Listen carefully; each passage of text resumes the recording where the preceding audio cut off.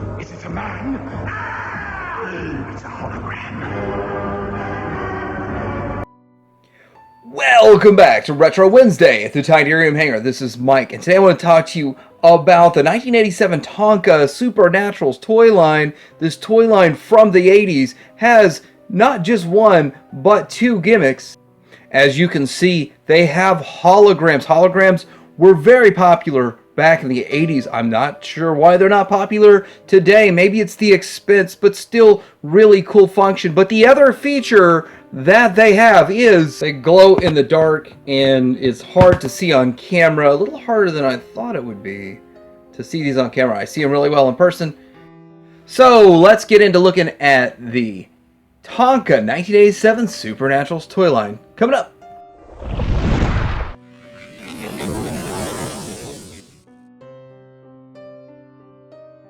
First of all, I want to say these are constantly being mistaken for Visionaries. Visionaries basically just have a hologram on their chest and that chest emblem, and these are built in. Like, you can't swap the holograms around, and it's like the whole chest and face. So big difference, but yet I got a lot of these in Visionaries lots. Like, people just thought they were the same or grouped them together or whatever, but looking at them, they're so different than the Visionaries, and they went a different route, but they came out the same year. So we're going to start with the Ghostlings, and this is the good guy Ghostlings, the 4 good guys and 4 bad guy Ghostlings. So this is Spooks. He turns from a court jester into a silly spook, a ghost. And that's the hologram thing that it does. His power is to walk through walls, and he does come with a good guy sword. The bad guy sword looks like this, so real simple to kind of tell the difference. So we're going to get into that. Let's look at the other good guys and what they can do. Here is Hooter, and he turns from an owl into a wizard. And it's really hard to see the wizard. Like, the angle that you bring the wizard up, hard to see him. Actually, hard to get these just right to see the holograms. But anyway, his ability is night sight. He can see at night. So, pretty cool. Okay, cool probably doesn't really describe these, but I do like the hologram feature, and getting the holograms to work, it's tough. To get them angled right, and actually getting ones that actually work, and then getting them angled right. But anyway, here is the see-through, and his ability is to be invisible, invisibility, and he turns from a scientist into an invisible man. So, and these have different shades of blue too, so kind of tracking down which one's the right shade of blue, that was tough. So the last good guy is Mr. Lucky. And Mr. Lucky turns from a magician to a giant rabbit. So he pulls a rabbit out of his hat. And these are challenging to even see. Magician, rabbit, magician, rabbit. Anyway. Is it the higher I go, the easier to see? Anyway, this guy here was missing an arm. I had an extra arm from one of my other guys, and the taller ones, and it works okay to hold it. And every time I do one of these videos and I'm missing something, I always go look and I find it like the night before I'm filming. So he does come with 2 arms he's supposed to, but it is kind of interesting, so you can kind of see the connection points on here. And it's funny because the tall ones, they seem to break at the arm points, but these smaller ones, they're made of a different type of plastic. It's more pliable, so it doesn't break as easy. On to the bad guys. You see they got the bad guy sword, and this one here is Scary Cat, and he turns from a wicked witch into a missing cat. Anyhow, he casts spells. That's his special feature. And the last one, Mr. Lucky, I didn't say it, but his is just magic. So kind of funny there. Anyhow, this one here, it actually is a different color than his suit. So, I mean, I must have an error in it or something. But the difference also between the good guys and the bad guys is you're going to see there's kind of like some ripped clothes. And they do have the bottom of it seems to be tattered. So their cloak is more tattered. Well, this one's kind of... Oh, these are the bad guys. Let me grab a good guy. The bottoms are cleaner on the good guys, and there's no rips and tears. So that kind of tells the difference between the two. Okay, so this is Weird Wolf. He turns from a weird punk to a teenage wolf. And no, I didn't make that up on my own. It actually says it right there. Weird punk to a teenage wolf. And his power is screeching sound. Yeah, screeching sound power. My kids have that power. Next up we have Vampa, and it turns from a vampire into a swooping bat. Swooping bat. So this one is kind of hard to see. Anyway, his power is night flight, so he can fly at night. Kind of cool. Maybe that's not cool. I wouldn't lead with that from a pickup line or anything. But anyway, so this guy here is Rags, and Rags turns from an Egyptian to a ragged mummy. Yep, there it is. And actually, this one you can see it pretty well. This one, for some reason, looks really good. You can make out exactly what each one is. And his power is wraps up his victims. So next up, we're going to look at the 3 good guys, we're going to look at the 3 bad guys, and we're going to look at everything else. But these are the good guys. They all come with some sort of a headpiece. They come with some sort of a weapon and some sort of a shield. And the shields all have some sort of a hologram on them. So we're going to look at each one of these. And the thing is, I got to bring in one of my spares. I'm not taking the chest piece off. I broke a couple of chest pieces here, and so I got to be careful with that. I'm just not going to pull them off. I'm going to use my spares. So if they're in rough shape, well, sorry, but that's what I'm going to use. Anyway, let's get into the first one. First one is Thunderbolt, and he has sort of a headdress. Kind of feels like this guy is based off of Thor. He does have kind of an interesting blue chest piece there. He has the thorax, long hair in the back, kind of interesting, and his shield fell off. And his shield shows sort of, I guess, a hand, upside down hand, I guess it's on upside down, holding a thunder. So that's kind of cool. Lightning. What am I saying? You can't hold thunder. Anyway, here he is, and he turns from, I don't know what you'd say these guys turn from. They just look like people. You see the people, and it does kind of change a bit. So it's like from a handsome looking dude to full of electricity. So that's kind of what he looks like. Let's move to the next one. So the next one is Eagle Eye, and it has a shield. He has a shield with an eagle on it, and that's kind of cool. And he has this weapon that looks like sort of a staff, and he has a headdressing.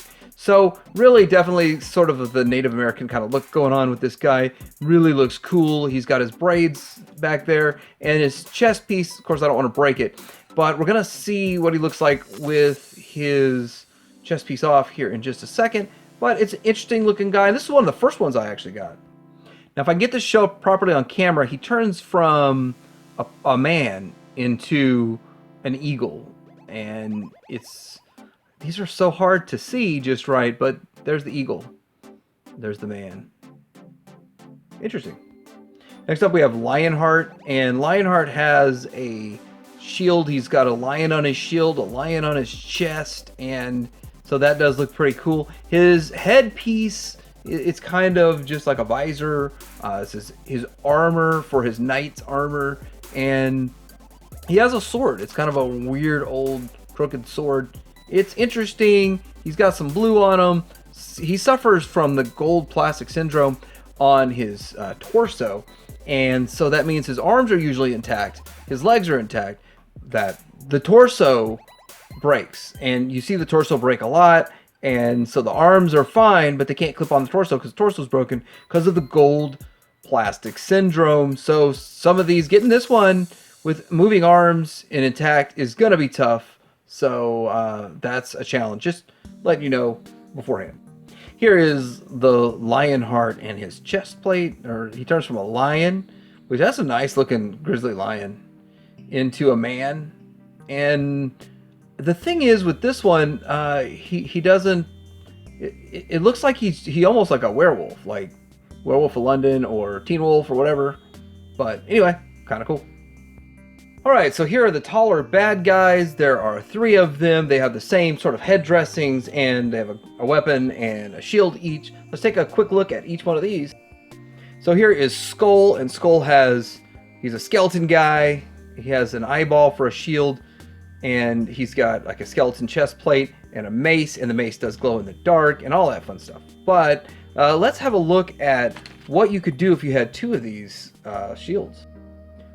Quite an interesting eyeball effect, and actually one of these shields was the first Supernaturals item I picked up. Came in a Visionaries lot, along with down the road more figures came in a Visionaries lot. So still kind of cool. People get it confused for Visionaries. Let's look at his hologram with his chest piece off. Again, this is just a different figure. I do not take chest piece off. I broke too many doing that. They're fragile. Fragile. He turns from a skeleton into a decomposed, like, oh, I'm decomposing, and I'm even more decomposed. Crazy. So this one is Bernhardt, and he's kind of a different take on Lionheart in a way. He's got a gun. He's the only one that has a gun, and he has on his shield. His shield has, what does his shield have? Just like, can I make out what that is? What is that? Fire? I guess it's fire. Bernhardt. He does have, just like Lionheart, he has like a knight's face shield. So that's kind of interesting. There's his chest plate. Let's see what he looks like just as a hologram.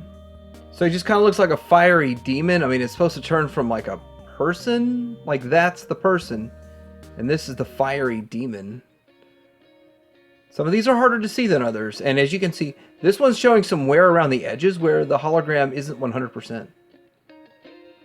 Next up we have Snakebite, which it's all about a snake, kind of an Egyptian kind of deal there. Which I don't, they're not really snakes, but I get the whole Egyptian vibe from it with this staff, which is snake staff, and then we've got a big coiled up kind of python or some sort of snake on his shield, which is really cool looking. And then with his head dressing, but let's see what he looks like with everything off and no accessories. Now he turns from a man into a snake, kind of like Cobra Commander did in the 1987 movie. Same year this came out, the G.I. Joe movie came out, and Cobra Commander turned into a snake. Spoiler, but kind of funny too. I'm in the process of actually restoring some Cobra vehicles right now to a crazy level. I might do a video about that too. But anyway, this is what he looks like. Kind of cool. Okay, so aside from the figures, they made one playset, the Tomb of Doom, which I don't have. I sort of passed on this Tomb of Doom myself a few times for a pretty good price. I probably should have picked it up. I probably could have picked up 3 by now, but I don't know why I passed on it. It is about twice the size of a regular figure, so it's twice as tall as a regular figure. Accommodates 5 figures, and it's a great display piece. So again, I don't know why I passed on it. It is kind of a cool gimmick to where you can turn the key and put a figure in a coffin, turn the key, and then the figure disappears, and there's a hologram. The other thing is there's a flashlight connected to the head. You remove the head off the top, and there's a flashlight to kind of spooks and spooky stuff. So that was kind of an interesting part there. Now looking over at the vehicles on the side, I am going to talk a little about the Ghost Finder, which is the red one on top, but the other one on the bottom I don't know much about, and I don't have it, and it's called the Bat Bopper. These both have similar types of gimmicks, and so I'll take a quick look at the Ghost Finder. We'll see that. And we're also going to take a look at these, and this is a picture of the lion wings on the left and the dark dragon on the right. So kind of some interesting, cool stuff that they had with this toy line, and we're going to take a look at these next. Attack! Ghost Finder shoots eagles back. Fire the round, Ghostling. We are taking a look at the Ghost Finder, and the Ghost Finder itself has some interesting features to it. It is kind of a cool vehicle. It says Ghost Finder right here. Has giant rear tires, has a front tire. I'm sure there's some exact model of this 57 Chevy or something like that. I don't know, but it's a mean looking kind of a sporty type of no, it's a muscle car kind of deal. Almost looks like it could be a station wagon too. I don't know exactly what it is. It has a glow in the dark exhaust, which is kind of cool. It also has this little ramming feature, which let me see if I can get it to work. So when you push the ram in and then you push this little gun here, it rams it out. So that's kind of cool. I just kind of had to get this extra figure. Now these are some extra figures that I have that are just kind of fun to put in the vehicles and stuff. And I probably should put another one in the back here too. But Really kind of interesting, kind of cool vehicle, fun. Tonka's known for their toys. You can put a figure in the back here to sort of man this gun here. And I am missing the projectile for this, so there's a button in the back here you would push to shoot the projectile, but I'm missing it. And I understand the projectile costs like 3 times what just the vehicle by itself costs. So I don't know about you, but I find these to be super duper wacky. So this is the Lion Wings and the Dark Dragon, and it's just strange how they have them standing on the rear and holding their reins. These are supposed to have wings, they're supposed to fly. They're basically statues with articulated legs. So it's interesting. They're really expensive if you get them with the wings. They're pretty cheap and affordable if you get them without the wings, so that's the ones I went with. But they're hard to track down, and probably some of the harder ones to track down in the line. They also come with these harness pieces that also have some sort of a hologram in there. So it looks like a spooky skeleton and like maybe an endless passage full of just souls that are captured.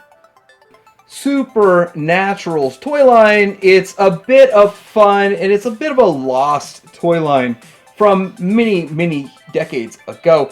And even in the 80s, I didn't care for it because it didn't have a show. These days, I already had a handful mixed in with the Visionaries, so it wasn't hard to more or less complete it. It's still a very affordable toy line. If you want to collect it, let me know in the comments below if you have any of these, if you like them, if you hate them. Like, subscribe to the Hanger out.